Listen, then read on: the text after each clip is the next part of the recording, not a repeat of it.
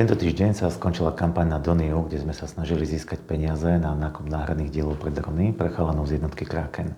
Kampaň bola úspešná a podarilo sa nám vyzbierať viac než 5 000 eur, za čo vám veľmi pekne ďakujeme. A ďakujem nielen tým, ktorí nám prispeli, ale aj tým, ktorí nám pomáhali šíriť informácie o tejto kampani a zároveň aj ľuďom zo samotného Donia, ktorí nám pomohli. Ďakujeme veľmi pekne. Zde ďalšia várka 40 motorov, ktoré čoskoro poputujú na Ukrajinu a máme z toho veľkú radosť, lebo to je to, čo chalani potrebujú najviac momentálne. Preto sme to objednávali dopredu vlastne ešte pred ukončením kampane. A keď prišla táto krabica, tak som sa potešil, lebo viem, že chalani ich využijú veľmi rozumne.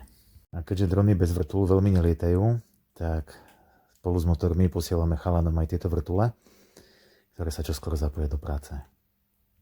Koncom roku vyzeral náš sklad žalostne, ale ako vidíte, tak tento mesiac pošlame chalanom toho oveľa viac než predchádzajúce mesiace a z toho mám veľmi veľkú radosť. Ďakujem veľmi pekne.